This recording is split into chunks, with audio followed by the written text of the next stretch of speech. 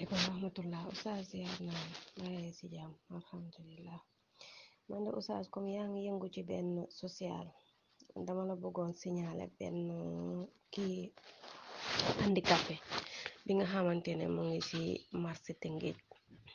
handicapé boobu wax dëgg yàlla bu amee ku ko jàppale ci chaise roulante dina baax ndax mu ngi ci marché bi di wër margale taw bi potox yi mu ngi koy ak kiyam ak toogu kaayam moom lay direekoo di dem fu lu mu nam mu def rek ci boppam noonu la koy defee. man maa ko fekkee wax dëgg yàlla ñaari yoon danga koy fekk ci marché bi sama yaram day daw waaye mënuma ci dara. waaye su ma amoon koo xamante ne Oustaz sa message bi dinga ko jàllale ba mu am ki nga xamante ne dina ko jàppale yëkkati ko ci état boobu mu nekk. wax dëgg yàlla bu amee ndimbal de ku ko dimbale ku nekk de yàlla dina la fay ndax soxla na ko trop sonn na état bi mu nekk.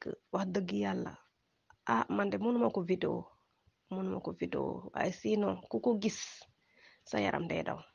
mu ngi ci marché bi di wër ci marché Tëngéej bi la nekk di wër wax dëgg yàlla sonn na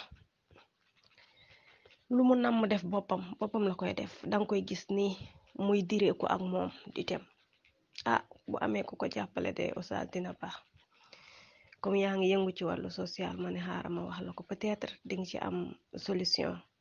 waaw yàlla fay ki nga xamante ne mooy jël en charge incha allahu rabbi. waaw Oustaz xaw ma fu mu dëkk mais ci marché bi rek lay wër marché bi laa koy fekk nag tout le temps ci foofu laa koy fekk benn diggante daal la nekk. man moom xam naa bu ñu demee ci marché bi moom dinañ ko fa gis mais du am problème mais sama kersa bokk moo ma ko mayul ak état bi mu nekk. maanaam Oustaz xamul ndax di nga comprendre mais bu namee cabinet fi mu toog la koy cabinet affaire bi di génnaat muy direeku ak moom di wër lu muy lekk wala di saraxu daal. vraiment état bi mu nekk man la sama yaram di daw pour vidéo ko. waaw du ñàkk ne bu ngeen defee déplacement di ngeen ko gis. waaleykum salaam wa rahmatullahi wa barakaatuhu. waaw kay soxna Samira mbaa yéen a ngi ci jàmm. ñu ngi lay ziar te di ñaan yàlla mu defal leen jàmm ak tawfiq. waaw dégg naa sa vocal bi. waaw comme nga vidéo ko day jafe amut solo. léegi dinaa partager sa audio yi incha allahu taala. su fekkee yàlla dogal na ñu am ci solution ba mën a jënd chaise bi dinaa ko jënd ñëw Dakar fexe ñu gisante ñu dem ci waa ji jox ko chaise bi incha allahu taala. dégg nga barakallahu fi. alhamdulilah Oustaz yal na ko yàlla yombal.